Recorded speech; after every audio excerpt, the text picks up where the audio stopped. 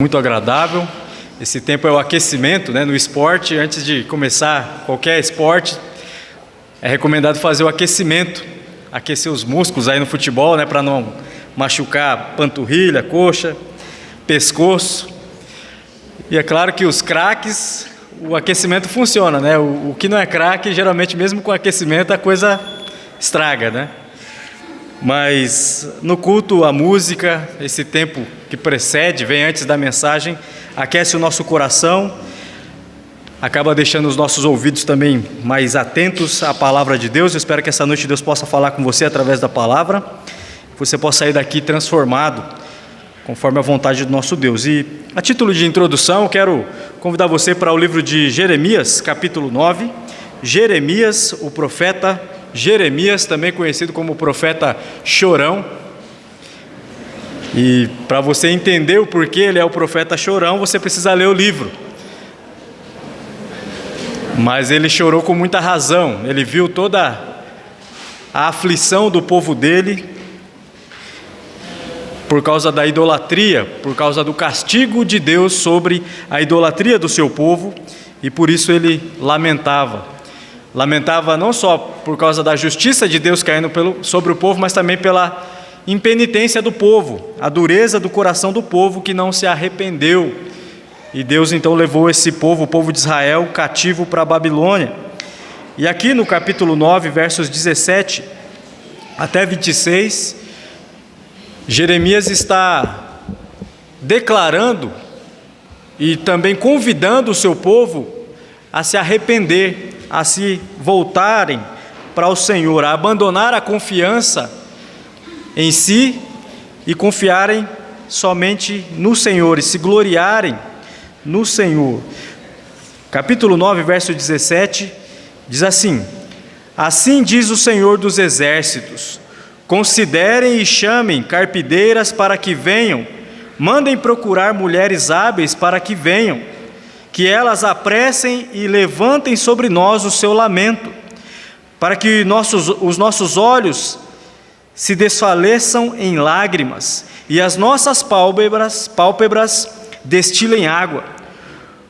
Porque uma voz de pranto se ouve em Sião: Como estamos arruinados, estamos muito envergonhados, porque deixamos a nossa terra, eles derrubam as nossas casas. Portanto, mulheres, escutem a palavra do Senhor, e que os seus ouvidos recebam a palavra da sua boca. Ensinem às suas filhas um canto fúnebre, que cada uma ensine à sua companheira uma lamentação. Porque a morte subiu pelas nossas janelas, e entrou em nossos palácios, exterminou as nossas crianças nas ruas e os jovens nas praças. Fale, assim diz o Senhor: os cadáveres das pessoas ficaram espalhados, como adubo sobre o campo, como as espigas que o ceifeiro deixa para trás, sem que haja quem as recolha. Verso 23: Assim diz o Senhor: não se glorie o sábio na sua sabedoria, nem o forte na sua força, nem o rico nas suas riquezas, mas aquele que se glorie, glorie-se nisto, em me conhecer e saber que eu sou o Senhor e faço misericórdia, juízo e justiça na terra. Porque destas coisas me agrado, diz o Senhor.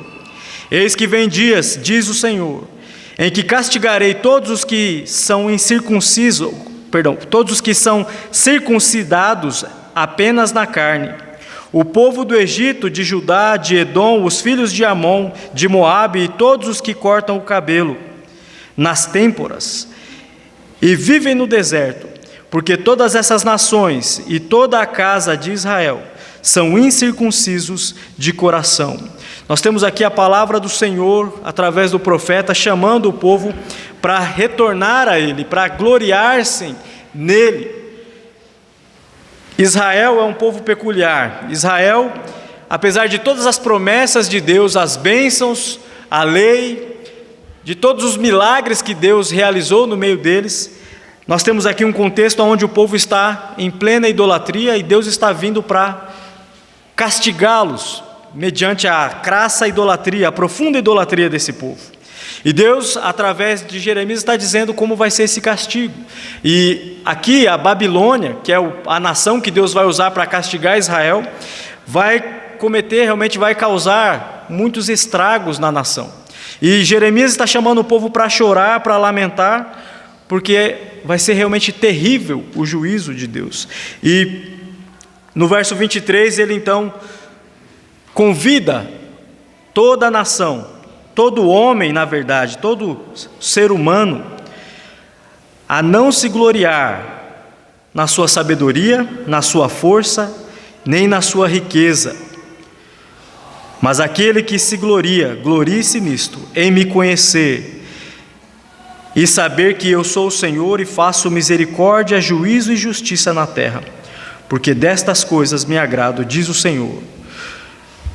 Mediante todas as bênçãos que Israel havia provado de Deus, eles ainda assim continuavam longe de Deus. O texto diz que eles eram circuncidados apenas na carne e não no coração, o que quer dizer que eles eram incrédulos, eles não temiam o Senhor, apesar de tudo que eles já sabiam e até mesmo se orgulhavam de saber.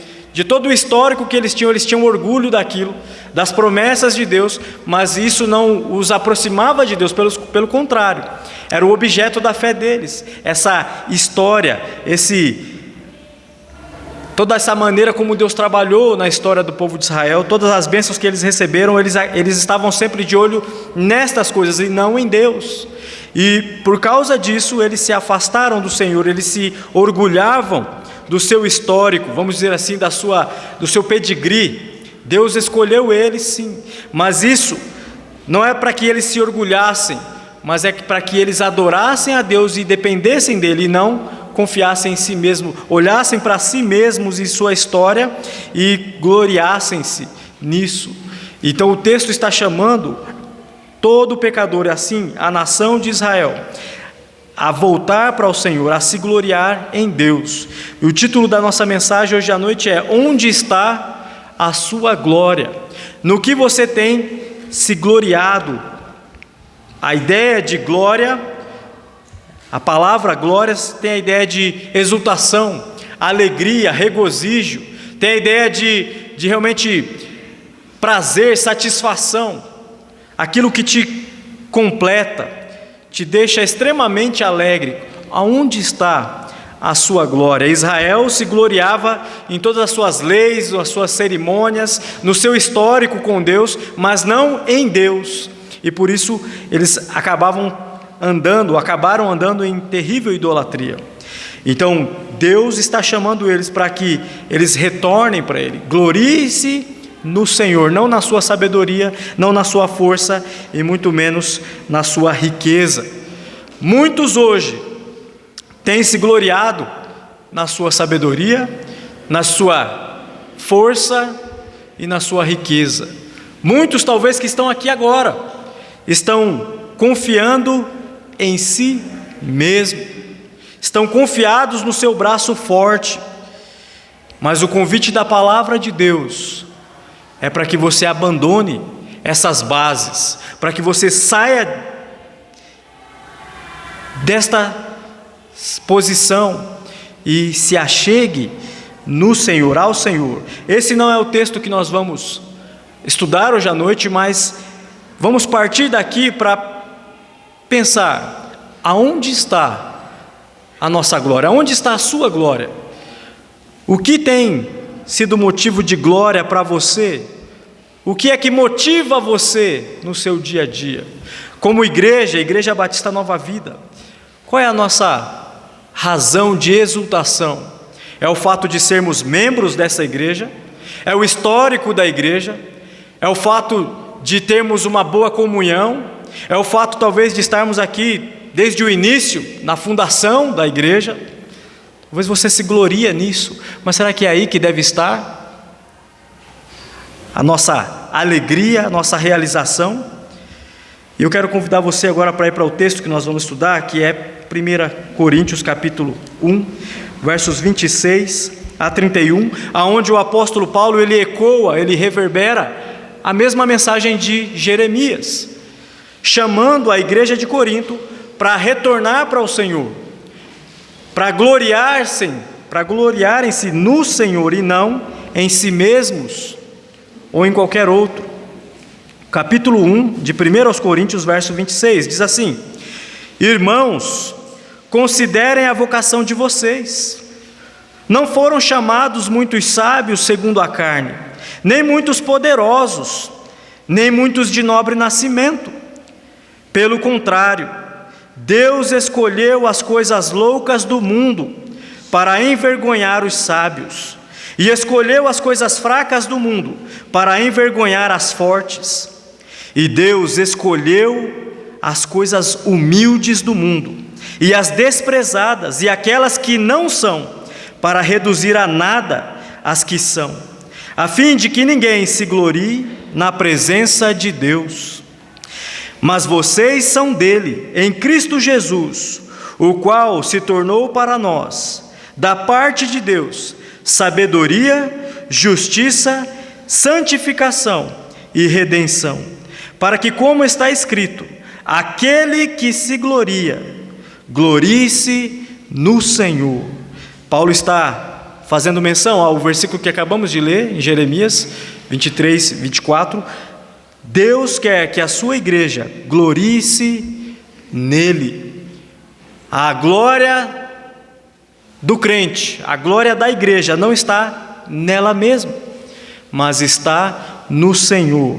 E se você está aqui hoje à noite, e talvez tenha se gloriado em qualquer outro lugar, em qualquer outra razão, você precisa se arrepender e colocar a sua glória, sua exultação, sua satisfação totalmente no Senhor. E Paulo vai dar aqui para nós, ele vai fazer pelo menos 3 considerações, para que, como igreja, nós de fato nos gloriemos não na nossa experiência, ou na nossa força, ou na nossa riqueza, ou na nossa sabedoria, mas sim naquele que é a nossa força, a nossa sabedoria e a nossa riqueza, em Deus.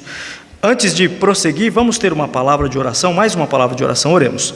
Pai amado, pela sua misericórdia nós suplicamos, ó Deus, que o Senhor abra os nossos ouvidos, deixe o nosso coração sensível à sua voz, que a sua palavra, ó Deus, tenha total acesso ao nosso ser e nos transforme, ó Pai. Nos ajuda, Senhor, a crucificar os nossos desejos e de fato nos comprometer com o propósito que o Senhor tem para nós. Nos ajuda, Senhor, não só a entender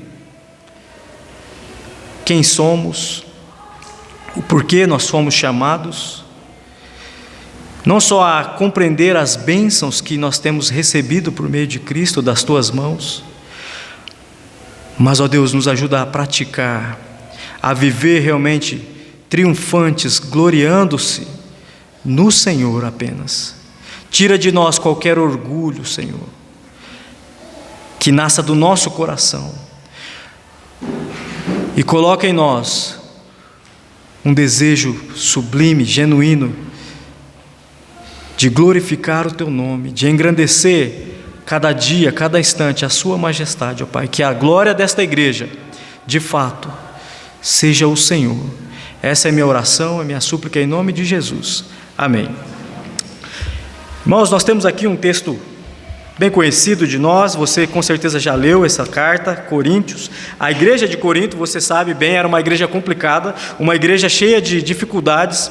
O apóstolo Paulo precisou escrever 2 cartas para tentar, para auxiliar esses irmãos, mas um grave problema que com certeza era o coração, o cerne da confusão que havia, da confusão corintiana, da confusão em Corinto, era o fato de que eles não estavam vivendo ou glorificando o Senhor, eles não se gloriavam em Deus.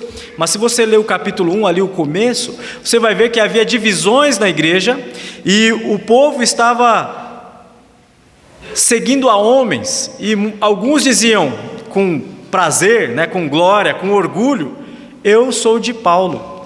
Outros: eu de Pedro ou de Cefas, eu de Apolo, e outros ainda, eu sou de Jesus, né? Com todo orgulho, e a igreja estava totalmente dividida. E isso não traz glória para o Senhor. Paulo escreve dizendo: está Cristo dividido? Sou eu, Paulo, que morri por vocês? Foi o meu sangue? Não. Então Paulo chama essa igreja para falarem a mesma coisa, né? Ter um só corpo, uma só alma, andarem juntos. Mas para isso acontecer, o primeiro passo é que eles deveriam se gloriar não no homem ou na sua capacidade, mas no Senhor. E Paulo, no verso 26, chama então a igreja para considerar pelo menos 3 elementos, 3 características da igreja. E ele diz ali: irmãos, considerem em primeiro lugar a vossa vocação. Paulo está lembrando a igreja que a igreja é um povo chamado, um povo vocacionado. A palavra a sua vocação quer dizer o seu chamamento. Deus é quem chamou a igreja. Eles tinham a tendência de se ensoberbecer e acharem que realmente eles eram bons e fortes e sábios, e tinham grandes líderes. Mas Paulo lembra eles: vocês não são o que vocês são por causa de vocês mesmos. Vocês foram chamados. Vocês não vieram sozinhos.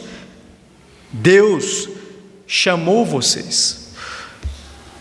E Paulo relembra a base desta vocação: considerem a vocação de vocês.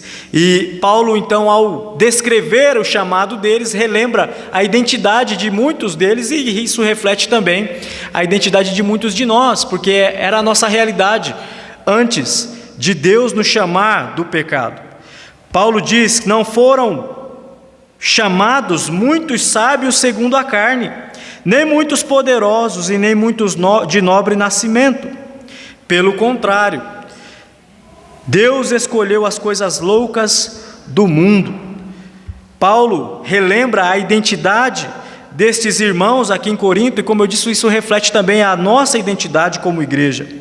Convém observar que Paulo deixa claro que não foram muitos chamados, né, de nobre nascimento, e aqui a ideia é de pessoas ricas, pessoas de berço de ouro. Nem muitos, não muitos ricos ou de berço dourado foram chamados, mas há sim alguns que foram salvos mesmo sendo ricos. Mas Paulo deixa claro que essa não é a base da igreja. Não muitos de nobre nascimento. Não foram chamados poderosos, sábios. Veja que ele vai descrevendo a igreja, e a descrição que ele vai fazendo da igreja não é uma descrição muito elogiosa. Ele está lembrando o que nós somos. Nós não temos poder algum, capacidade alguma. Nós somos pecadores caídos. E ele continua, ele diz: não muitos de nobre nascimento. Pelo contrário, Deus escolheu as coisas loucas do mundo para envergonhar os sábios, e escolheu as coisas fracas do mundo para envergonhar as fortes. E Deus escolheu as coisas humildes do mundo e as desprezadas e aquelas que não são, para reduzir a nada as que são, a fim de que ninguém se glorie na presença de Deus. Paulo descreve qual é a natureza, a base, a identidade dos salvos, aqueles que formam o corpo de Cristo, a igreja. São pecadores caídos. Ele faz outra descrição, se você quiser acompanhar comigo, em 1 Coríntios capítulo 6, versos de 9 até 11. Se você quiser chegar lá, capítulo 6 de 1 Coríntios 9 a 11, ele vai dar uma ideia do que era o corpo de membresia da igreja, o que eles eram, né? Verso 9 ele diz: ou vocês não sabem que os injustos não herdarão o reino de Deus? Não se enganem, nem imorais, nem idólatras, nem adúlteros, nem afeminados, nem homossexuais, nem ladrões, nem avarentos, nem bêbados, nem maldizentes, nem roubadores herdarão o reino de Deus. Alguns de vocês eram assim. Então ele descreve a membresia da igreja. Alguns de vocês estavam andando em cada um desses pecados aqui. Essa era a marca, Assim como hoje, muitos de nós caminhávamos nestes pecados. Essa é a natureza, né? Essa é a identidade que nós tínhamos. Mas, o verso 11 continua: mas vocês foram lavados, foram santificados, foram justificados no nome do Senhor Jesus Cristo e no Espírito de nosso Deus. Veja, irmãos, a igreja não é formada por sábios, nem poderosos e nem nobres. Deus não nos chamou por causa do que nós somos ou que nós éramos, por causa de nossa glória. Pelo contrário, foi apesar da nossa inglória, da nossa vergonha, da nossa fraqueza, da nossa imundície, da nossa indignidade, da nossa perversidade, da nossa podridão, porque nós éramos mortos nos delitos e pecados. E apesar disso, Deus, em sua rica e infinita misericórdia, nos lavou, nos chamou e nos lavou para nos santificar e nos justificar no nome do seu Filho Jesus Cristo e no Espírito do nosso Senhor, do nosso Deus. A obra é essa. Deus, Ele nos transformou. Nós não éramos nada. Na verdade, se não é a graça de Deus, não somos nada. A igreja de Corinto, assim como a igreja Batista Nova Vida, é constituída principalmente de pessoas comuns, pecadores inveterados, antes de sua conversão. Paulo, ele descreve a identidade, o que éramos antes da salvação. E Paulo está lembrando a igreja de Corinto para quebrar com o orgulho deles. Eles não são nada, vocês eram desprezados, nada são. Os que nada são é que foram chamados. E essa é a identidade que nós muitas vezes queremos esquecer, não é? Não queremos lembrar disso, queremos apagar, se desse para apagar. No entanto, precisamos reconhecer que se somos o que somos hoje, é por causa da graça de Deus, da sua chamada. Ele nos chamou e Ele nos lavou no sangue de Cristo. Paulo considera então, ele nos chama para considerar a nossa identidade como pecadores que éramos, a base da nossa vida o que era, e Deus na sua rica misericórdia nos chamou. A igreja não é formada por sábios, por nobres, por poderosos, mas sim por pecadores frágeis. Muitos que estavam realmente na sarjeta, estávamos na sarjeta, merecíamos o inferno, mas Deus em Cristo nos quis salvar. Não há glória nenhuma em nós sem Deus, portanto não podemos nos gloriar em nós mesmos, jamais. Paulo nos chama para considerar o motivo pelo qual nós fomos chamados. Versos 27 e 29, Paulo diz: Deus escolheu as coisas loucas, os loucos, os fracos, os de origem humilde, ou seja, uma origem inferior, os desprezados, para mostrar ao mundo, um mundo que é um mundo arrogante, um mundo que se diz poderoso, um mundo que se diz sábio, O mundo, ele persegue o povo de Deus com toda essa fúria, mas Deus chamou esse povo, que não é de nobre nascimento, um povo fraco, um povo humilde, um povo desprezado, para mostrar a este mundo que se diz tão sábio, tão forte. Deus quis mostrar para este mundo a necessidade da graça divina.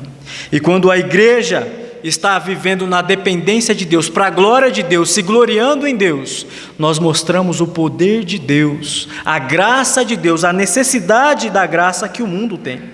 O mundo perdido, ele olha a ideia do mundo, ele admira o quê? Poder, ele admira riqueza, ele admira o intelecto, a sabedoria, o conhecimento. Mas a verdade é que em nenhuma destas coisas eles vão encontrar a graça de Deus. Nenhuma dessas coisas, nenhuma desses elementos, poder, riqueza e intelectualidade, sabedoria, conhecimento, vai trazer a vida eterna. Você pode ser o mais sábio, o mais forte, o mais rico. No final das contas, quando você morrer, se não for pela graça de Deus, se você não estiver em Cristo, vai sofrer o castigo eterno.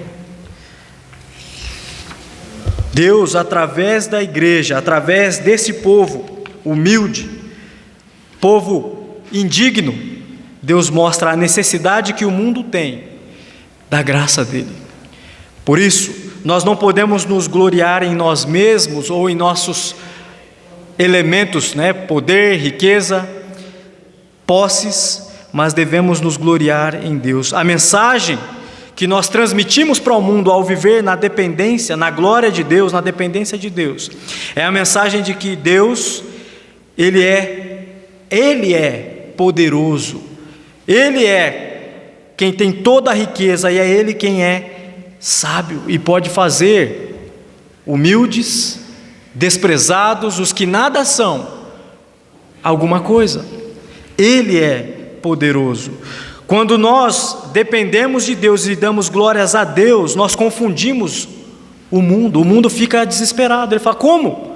Esse povo que é dependente, o povo de Deus, a igreja, é tido pelo mundo como um povo ignorante, que usa muleta, que a Bíblia é um livro tão velho e é uma muleta. Deus, a religião é uma muleta para muitos sábios, poderosos.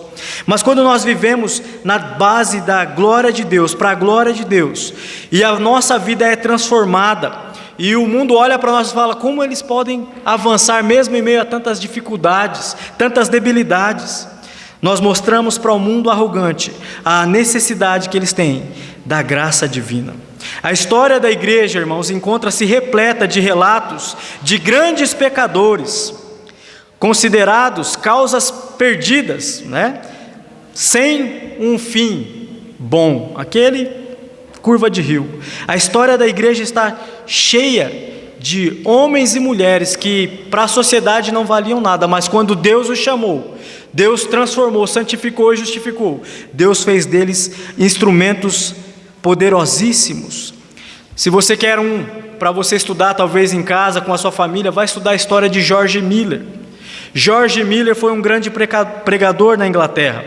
Ele era um homem de oração, mas em sua juventude não passava de um delinquente e bêbado.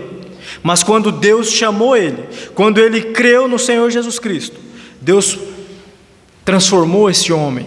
Ele foi grandemente usado por Deus na pregação do Evangelho, mas também ele foi um fundador de orfanatos. Ele cuidou de muitas crianças no tempo dele em Londres. A história deste homem é a história de dependência divina, um homem que em todo o tempo estava orando, suplicando ao Senhor, não gloriava em si mesmo, não estava dependendo das suas capacidades, mas totalmente voltado para o Senhor e buscava viver para a glória de Deus. O mundo, quando vê exemplos assim, ele fica humilhado. Quando você vive para a glória de Deus, se gloria no Senhor, você mostra para o mundo, este mundo arrogante, a necessidade que eles têm da graça divina. Deus tem nos poupado, irmãos, dessa vida tão horrível de pecado. Não é só para que nós tenhamos o privilégio ou o benefício de ir para o céu. Deus não está só salvando a igreja, os seus, para que nós mais tarde vamos juntar todo mundo lá e fazer uma grande festa no céu.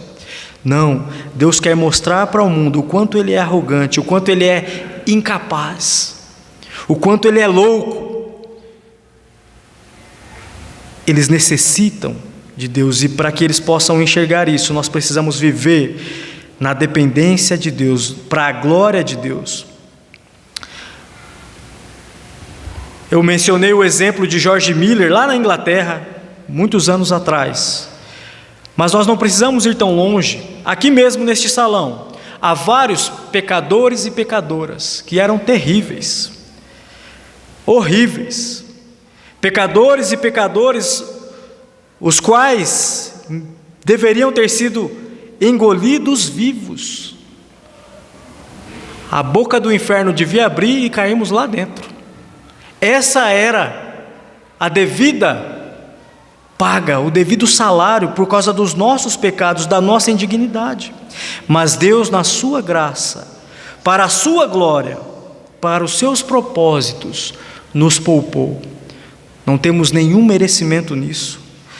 E Ele nos poupou para mostrar ao mundo arrogante a sua necessidade da graça divina. Por meio da sua graça, Deus revelou a loucura e a fraqueza do sistema deste mundo. Este mundo que tem tanta filosofia, tem tantos sábios aí poderosos, que atacam Deus, criticam o povo de Deus, criticam a palavra de Deus, mas no final das contas eles ficam como baratas tontas ao ver o poder de Deus transformando pecadores tão indignos. E por que Deus poupou a igreja? Tem poupado você, a fim de que ninguém se vanglorie na presença dele. Verso 29, Paulo diz: a fim de que ninguém se glorie na presença dele. A salvação deve ser inteiramente pela graça. De outro modo, Deus não recebe a glória que lhe é devida. Essa é a verdade que Paulo deseja transmitir para os coríntios e para nós hoje à noite. Pois todos, assim lá em Corinto quanto nós, todos nós somos culpados. E muitas vezes somos culpados de estar colocando a nossa glória no lugar errado. Como a igreja de Corinto, muitas vezes estamos nos gloriando nos nossos bens, ou na nossa membresia, ou no nosso batismo, ou na oração. Nossa glória está em algo que nós fizemos. Eu estou aqui há tantos anos. Não, a glória da igreja deve estar em Deus.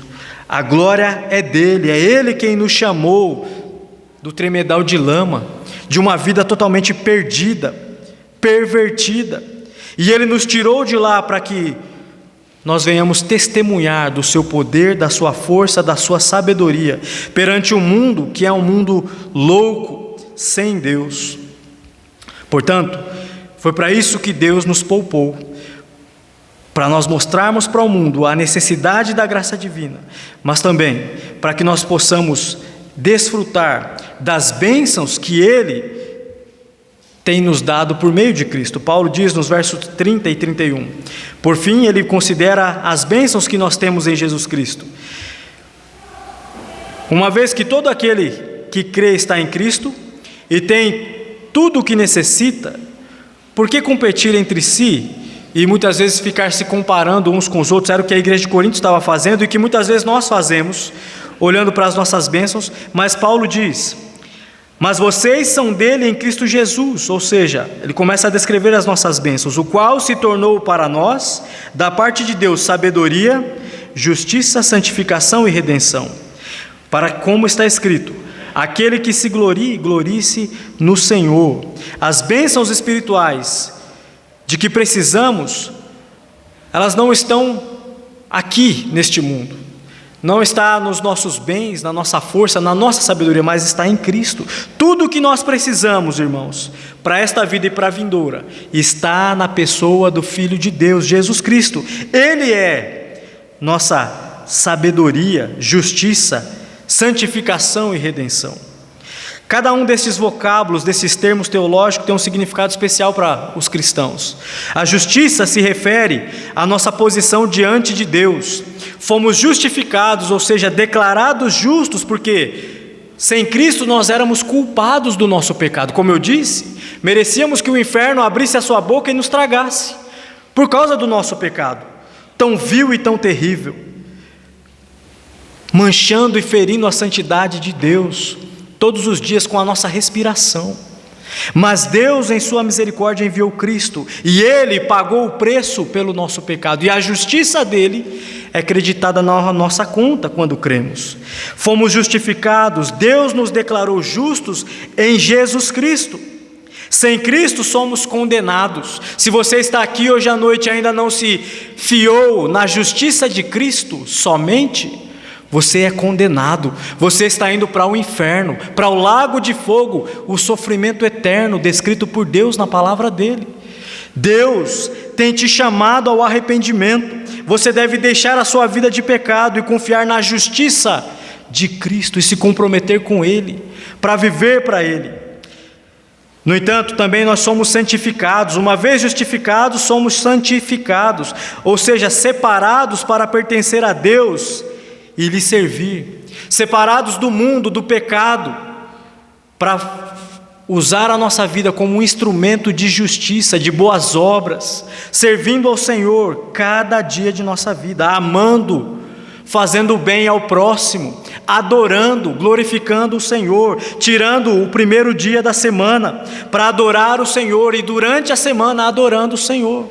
Não é questão de um dia, mas nesse dia nós adoramos publicamente, que é uma bênção, não tem nada igual. Mas durante cada dia da semana, cada hora, nós devemos lembrar que somos santificados por Deus. Nós não temos licença ou liberdade para viver a nossa vida lá fora. Nós temos que viver para Deus. Em cada centímetro que pisarmos, é para Deus que devemos viver, nos mover. Somos justificados, somos santificados para viver e servir ao Senhor, viver para o Senhor e servir ao Senhor. E por fim, nós somos redimidos, ou seja, a redenção enfatiza o fato de que somos livres porque Jesus pagou o preço por nós na cruz. Redenção significa recomprar. Éramos escravos do pecado. O pecado original, o pecado de Adão, nos encerrou nas trevas da escravidão do pecado. Você não tem essa famosa autonomia que muitos querem ter, porque o pecado de Adão trouxe tamanha destruição. Ele tirou de nós a liberdade tão ansiada, e somente Jesus Cristo, com o seu sacrifício, pode trazer liberdade, liberdade do pecado. O homem, ele não é um robô como alguns dizem, né? Mediante essa doutrina, mas somos robô. Não, o homem tem vontade. No entanto, uma vez que o pecado entrou no mundo e na nossa essência, na nossa natureza, nossa vontade, ela é caída. Você vai escolher aquilo que é mais forte na sua carne, e nossa carne está cheia do pecado. O pecado reside em nós, o corpo de morte. Estamos tão cheios de pecado quanto um ovo cheio de gema e de clara. Você já quebrou um ovo? Você, sente o peso dele permeado de clara e de gema. Assim somos nós. O pecado permeia cada parte do nosso ser. Cristo, com o seu sacrifício, Ele quebra as algemas, as amarras do pecado. Ele nos livra das correntes da escravidão do pecado e nos faz livres, não para vivermos ao nosso bel prazer. E aí quando você lê os escritos de Paulo, Paulo diz o quê? Agora eu era escravo do pecado, mas eu passei a ser um escravo de Cristo, um servo de Cristo. E é isso que nós passamos a ser. Não temos liberdade para fazer o que vem na nossa mente, mas para fazer aquilo que Deus quer. E Ele, de forma maravilhosa, transforma a nossa vontade, que antes era inimiga, e passa a ser uma vontade submissa, uma vontade prazerosa. Servimos a Deus em alegria, assim como nós vemos na vida de Paulo. O prazer dele, o esforço dele, uma vez que ele creu, foi viver para o Senhor. Um inimigo tão atroz da cruz de Cristo, do próprio Cristo, passou a ser submisso, se chamar de escravo de Cristo, o principal dos pecadores. Assim é conosco, assim é com a igreja hoje. Fomos comprados da escravidão, fomos readquiridos por bom preço. Ele é o nosso dono, Ele pagou por nós. Portanto, você deve se submeter a Ele e viver para Ele, porque quando Cristo voltar, todos os que creram experimentarão o que nós chamamos de glorificação, que é a redenção sendo finalizada, o acabamento da obra. Enquanto Cristo não volta, nós estamos sendo santificados progressivamente. Ainda em nosso corpo mortal reside o pecado, que atrapalha. Mesmo sabendo o que devemos fazer, nós fazemos o contrário, porque o pecado ainda reside em nós. Mas quando Cristo voltar, Ele vai remover todo o pecado, o corpo de morte vai ser removido, e nós teremos uma liberdade perfeita, corpos glorificados para adorar ao Senhor em santa perfeição. Assim, em certo sentido, nós vemos a salvação em 3 tempos, podemos dizer assim. Fomos salvos do castigo do pecado, que é a justificação. Estamos sendo salvos do poder do pecado, que é a santificação. E seremos em breve glorificados, ou redimidos de uma vez por todas, na glorificação final, na segunda vinda de Cristo. Cada cristão tem todas essas bênçãos em Jesus Cristo. Jesus Cristo é a base da nossa glória no Senhor, porque somente nele nós podemos desfrutar de justificação, de santificação e de redenção. Sendo assim, meus caros ouvintes, eu pergunto mais uma vez: aonde está a sua glória? Aonde está a sua glória? Quem é você para se gloriar em si mesmo ou em suas realizações? Quem é você para se gloriar em si mesmo ou em suas realizações? Não somos nada. Mediante a palavra de Deus, somos coisas loucas e desprezadas. Éramos nada. Mas aquele que faz surgir a criação do nada, Ele nos chamou. E nós que éramos nada, nos tornamos algo precioso. A igreja de Cristo. Para a glória nossa, não. Para a glória do Pai, para a glória de Deus, para a sua própria glória. Sabe por que a igreja de Corinto era uma igreja depravada, dividida e desonrada? Se você ler a carta aos Coríntios, toda a carta, você vai ver como ela tinha problemas terríveis, problemas até que entre os incrédulos. Paulo diz que não era comum, mas dentro da igreja, como essa igreja era tão depravada, dividida e desonrada? Por quê? Sabe por quê?